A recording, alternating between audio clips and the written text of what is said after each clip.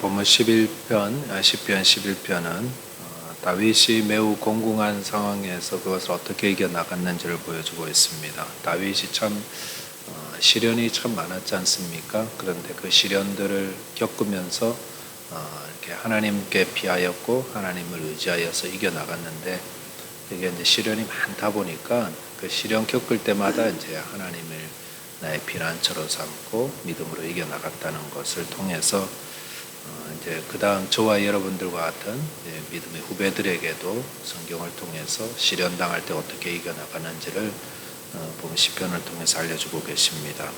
함께 오늘 말씀 통해서 시련을 만났을 때 믿음으로 어떻게 이겨나갔는지에 대한 말씀 함께 묵상하며 은혜 나누겠습니다. 첫째로 성도는 시련 만났을 때에 하나님께 피해야 한다라는 것입니다.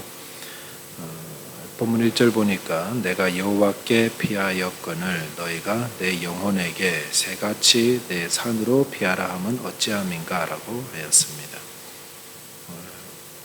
다윗이 여호와 어려움 앞에서 여호와께 피하였다 이렇게 하였습니다. 어려움 만났을 때 하나님께 피하는 것, 이것이 다윗이 어려움을 극복해 나가는 방식이었습니다. 하나님께 피한다는 것은 하나님이 모든 어려움을 다 아시고 또 그 어려움을 막아주시고 어려움 통해서 하나님의 뜻을 이루어갈 것을 믿기에 하나님께 그 어려움을 아뢰면서 극복해 나가고 이겨나가는 것 말하고 있습니다. 그런데 다윗이 이렇게 여호와께 피하였을 때에 주위에 있는 사람들은 그렇게 말하지 않았습니다. 다르게 말했죠. 새같이 내 산으로 피하라.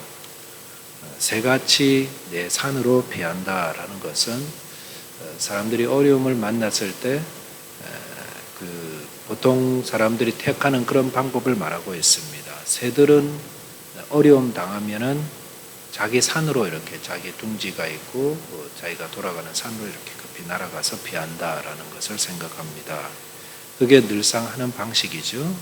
그래서 마찬가지로 다윗도 시련 만났을 때에 주위 사람들이 늘상 하는 어떤 인간적인 방법 이런 것들을 택하라라고 권면했다라는 것입니다.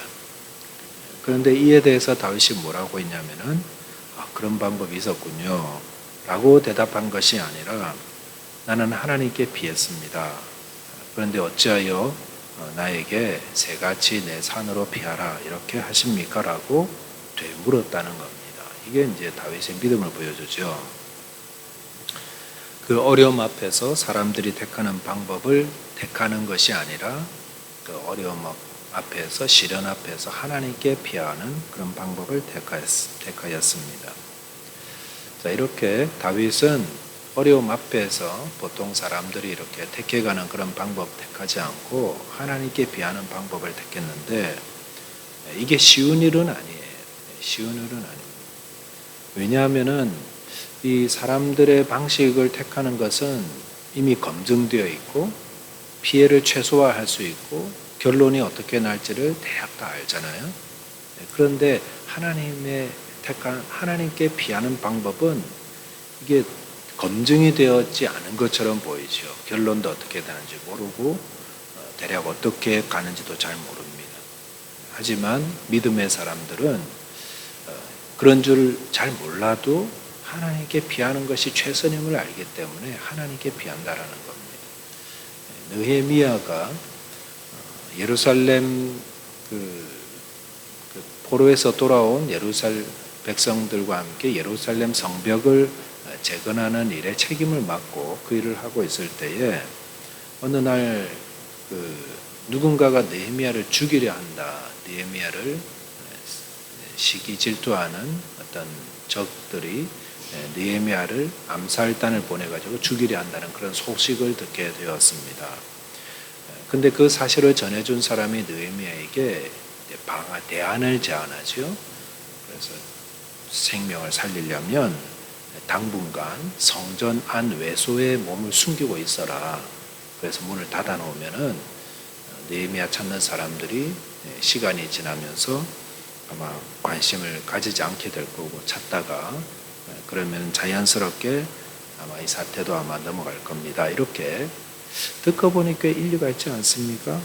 예, 나를 죽이려 하는 사람이 있는데 내가 사라져 있으면은 못 찾고 이렇게 돌아갈 거라고 생각했다는 거죠. 근데 느헤미야가 그 말 듣지 않았습니다. 그리고 그가 이렇게 말했죠. 느헤미야 6장 11절 보니까 총독인 내가 어떻게 달아날 수 있으며 나 같은 사람이 목숨을 구하겠다고 어떻게 성소에 들어가 숨을 수 있겠소? 나는 그렇게 하지 않겠소 라고 이렇게 대답했습니다. 느헤미야는 총독입니다. 지금 성벽 재건 사업의 그 책임자이고 그리고 한참 이렇게 성벽 막 백성들 붙도록해 가지고 성벽을 막 쌓아나가고 있는데 내 같은 사람이 굉장히 자기를 이렇게 겸손하게 내려놨죠. 나 같은 사람이 내 생명 하나 구하려고 어떻게 성전에 들어가서 숨겠습니까? 괜찮습니다. 라고 이렇게 대답했고 그런 위협이 있음에도 불구하고 성벽 재건 사업을 차질 없이 그냥 진행해 나갔습니다. 생명 위협받는다 그럴 때 자기 생명 안전하게 보호하고 싶은 게 누구나 다 그런 마음 가지고 있는데도 느헤미야는 목숨 구하려고 성전에 숨어 들어가지 않겠다. 대신 어떻게 피한 겁니까? 하나님께 피한 거죠. 하나님께 피한 거죠. 그래서 예루살렘 성벽 재건 사업 다 잘 감당했습니다. 그 사명 감당하기 위해서 나는 살든지 죽든지 내 생명은 하나님께 맡긴 겁니다. 라면서 그 일을 진행해 나갔습니다. 나중에 보니까 그 소식 전해준 사람이 그 적과 내통하는 한편이었죠. 그래서 느헤미야가 숨어버리지 않고 계속해서 백성들 독려해서 성벽 막 쌓아나가니까 완공하니까 오히려 그들이 낙심했다라고 성경에 기록하고 있습니다. 성도는 어려움이 올 때에 도망하거나 숨거나 타협하거나 이런 게 사실 산으로 피하는 거죠. 그렇게 하는 것이 아니라 하나님께 피하는 자입니다. 아무리 완벽한 피난처에 피했어도요, 하나님이 보호해 주지 않으시면 그 피난처가 아무 의미가 없습니다. 그래서 성도들의 피난처는 우리 찬송 부르는 그 가사처럼 피난처 되시는 우리 주 하나님, 그분께 피하여서 그 피하는 게 어떤 겁니까? 하나님께서 내 어려움을 다 아신다. 그리고 하나님이 모든 것들을 주관하고 계신다. 그리고 하나님께서 선한 길을 내게 인도하실 거다. 라는 확신을 가지고 주님께 기도하는 겁니다. 내 무거운 짐 내려놓고 기도하고 아뢰고 하나님이 어려움 좀 이겨나가게 해달라고 그리고 맡은 사명 잘 감당할 때에 하나님께서 우리를 또한 보호해 주시고 또 승리케 하실 줄을 믿습니다. 두 번째 묵상할 내용, 하나님에 대한 절대 신앙으로 어려움을 이겨나간다라는 겁니다. 어려움 앞에서 하나님에 대한 절대 신앙이 필요합니다. 이게 꼭 있어야 하나님을 피난처로 삼지요. 2절 보시니까 악인이 활을 당기고 화살을 시위에 먹이며 마음이 바른 자를 어두운 데서 쏘려 하는도다라고 하였습니다. 이 말씀은 다윗의 상황이 얼마나 급박한가 하는 것을 보여줍니다. 악인이 활을 당기고 활 시위에 화살을 올려놓았습니다. 그리고 놓기만 하면 이제 날아가는데 그 화살이 누구를 향하고 있습니까? 자신을 향하고 있다는 겁니다. 그런데 그 악인은 어두운 데서 쏘려고 합니다. 적이 보이지 않는 거예요. 보이지 않는 곳에서 적이 지금 화살을 겨누고 있다라는 그런 생각을 가지고 살아가는 사람의 마음이 어떨까요? 너무너무 불안하지요. 너무너무 불안해요. 지금도 어디선가 나를 지켜보면서 화살을 지금 쏘려고 일보 직전에 있다. 굉장히 두려운 사실입니다. 그런 상황이라는 거죠. 다윗이 3절에 보면은 터가 무너지면 의인이 무엇을 하랴라고 했습니다. 터라는 것은 법과 질서입니다. 살아가는 터. 우리가 안전하게 살아가는 이유도 법이 있고 질서가 있고 이게 지켜지니까 살아가는 건데 악인들이 막 득세하면서 이 법도 질서도 없이 자기 마음대로 판을 치는 그런 세상이라면 얼마나 혼란스러울까요? 그런 상황에서 다윗이 어떻게 했습니까? 막 낙심하고 절망하고 두려워하고 이런 것이 아니라 4절 보니까 여호와께서는 그의 성전에 계시고 여호와의 보좌는 하늘에 있으며 그의 눈이 인생을 통촉하시고 그의 안목이 그들을 감찰하시도다라고 했습니다. 터도 무너졌지요. 엉망진창이에요. 그리고 그 악인들은 막 자기가 싫어하는 사람들 막 다 공격해서 무너뜨리려고 그러고 그러는 암흑천지, 무법천지의 그런 세상인데 그런 세상에서 다윗은 무엇 했냐면은 하나님 바라보고 있죠. 하늘 바라보고 있죠.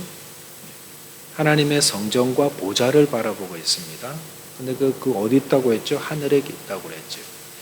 근데 4절 보니까 이제 처음에 이제 바라보는 게 큰 걸로 바라봤다가 점점점 이제 작은 데로 집중하는데 큰 거는 하나님의 성전, 큰 집, 그 다음에 그 성전 안에 있는 보좌, 보좌에 계시는 하나님, 하나님이 무엇을 보시는가 이렇게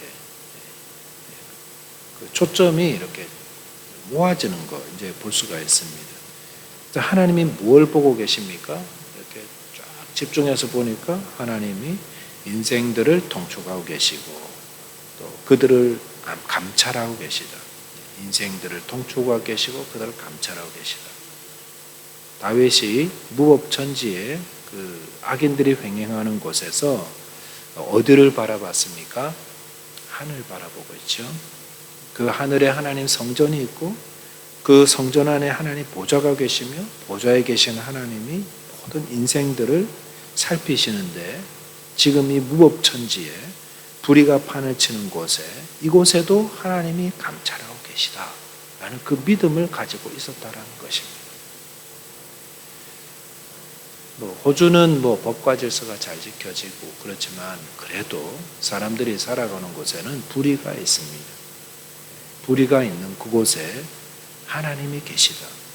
하나님이 계시다. 이것이 하나님을 향한 믿음이죠. 그래서 5절에 보면은 여호와는 의인을 감찰하시고 악인과 폭력을 좋아하는 자를 마음에 미워하시도다라고 하였습니다. 하나님이 어떤 분인가를 이야기하지요. 감찰하고 계시는 그분이 어떤 분인가? 불의한 가운데 고통받는 의인들을 보고 계신다. 다 알고 계신다는 겁니다. 또한 악인과 폭력 좋아하는 자를 마음에 미워하고 계시다. 하나님이 그들을 미워하신다.